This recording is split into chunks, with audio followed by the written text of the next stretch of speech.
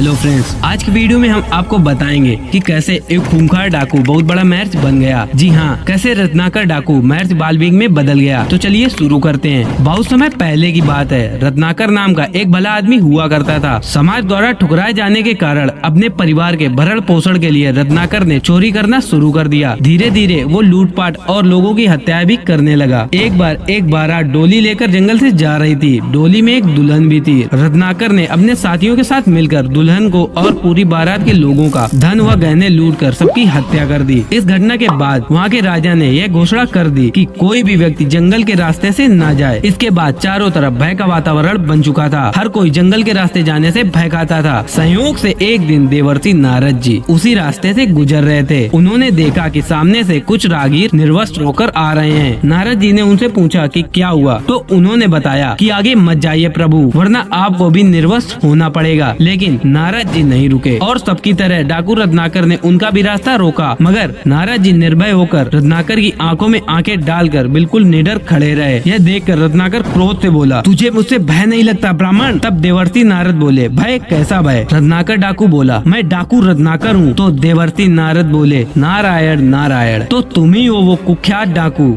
जो लोगों को लूट कर उनकी हत्या भी कर देता है। परंतु मैं तुमसे भयभीत नहीं हूँ, मैं निर्भय हूँ। यह सुनकर रत्नाकर बड़े क्रोध से बोला, क्या तुझे मरने से डर नहीं लगता ब्राह्मण? तो देवर्षि नारद बोले कि मरने से क्या डरना रत्नाकर, एक दिन तो सभी को मरना है। लेकिन क्या तुम निर्भय हो? रत्नाकर बोला, हाँ मैं भी निर्भय हूँ, मुझे किसी का डर नहीं। तो हंसते हुए देवर्षि नारद बोले, अगर तुम निर्भय हो तो यहाँ जंगल में छिपकर क्यों रहते हो? पाप से डरते हो, राजा से डरते हो या प्रजा से डरते हो? क्रोध में आकर रत्नाकर बोला, मैं पापी नहीं हूँ और ना तो राजा से डरता हूँ और ना ही प्रजा से। तो देवर्षि नारद बोले, तो फिर जंगल में रहने का क्या कारण है? तब रत्नाकर बोला, मैं एक ईमानदार सैनिक था, मगर मुझ पर देशद्रोह लगाकर देश निकाला दे दिया, बस इसीलिए, क्योंकि मैंने कुछ गलत लोगों का साथ नहीं दिया। ये समाज अपराध तो भूल जाता है मगर अपराधी को कभी माफ नहीं करता, इसीलिए अब मैं इस समाज से अपना प्रतिशोध ले रहा हूँ। तब मुस्कुराते हुए देवर्षि नारद बोले, निसंदेह तुम्हारे साथ गलत हुआ है, लेकिन तुम जो कर रहे हो क्या वो सही है? क्या तुम्हारे इस पाप में तुम्हारा परिवार भागीदार होगा? यह सुनकर रत्नाकर बोला, यदि मैं पाप भी करता हूँ तो मेरा परिवार मेरे पाप की ही कमाई खाता है, इसलिए वो भी मेरे पाप में भागीदार अवश्य होंगे। और ये उपदेश बहुत हो गए ब्राह्मण, अब मरने के लिए तैयार हो जा। देवर्षि हंसते हुए बोले, मैं मरने के लिए तैयार हूँ, लेकिन पहले ये बताओ कि क्या तुमने कभी अपने परिवार से पूछा है कि वो तुम्हारे पाप में भागीदार होंगे या नहीं? यदि तुमने नहीं पूछा तो तुम व्यर्थ ही उनके लिए लोगों की हत्या करके अकेले इस जघन्य अपराध के भागीदार बन रहे हो। देवर्षि की बात सुनकर रत्नाकर विचलित हो गया। उसने अपने साथियों से कहा, बांध दो इस ब्राह्मण को पेड़ से, अभी मैं घर पर पूछ के आता हूँ ताकि इस ब्राह्मण को सुकून से मार सकूं।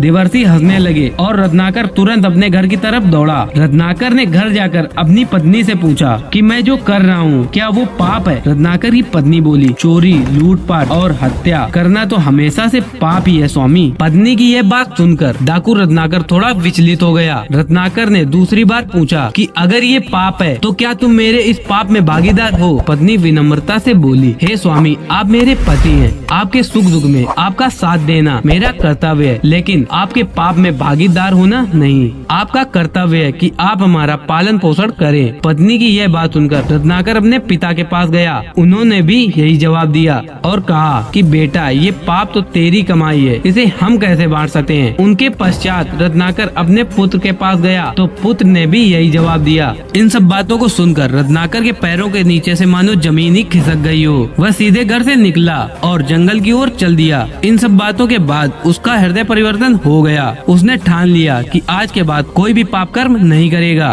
देवर्षि नारद के पास जाकर उनको सुसम्मान आजाद किया और उनके चरणों में गिरकर क्षमा याचना करने लगा। तब नारद जी ने दया दिखाकर उसको अपनी शरण में लिया और उसे दीक्षा भी दी। कई वर्षों की कठिन तपस्या के बाद रत्नाकर को महर्षि का पद प्राप्त हुआ और वो महर्षि वाल्मीकि के नाम से विख्यात हुए। उन्होंने अपने ज्ञान से रामायण जैसे महाकाव्य की रचना भी की। इस कहानी से हमें यह शिक्षा मिलती है कि जब रत्नाकर जैसे डाकू का हृदय परिवर्तन हो सकता है, वो डाकू से महान कवि वाल्मीकि हो सकता है, तो आप क्यों नहीं? तो दोस्तों, यही थी महर्षि वाल्मीकि की कहानी। अगर वीडियो पसंद आई हो तो वीडियो को लाइक करो एंड ऐसे ही और वीडियोस के लिए चैनल को सब्सक्राइब करें। जय श्री राम।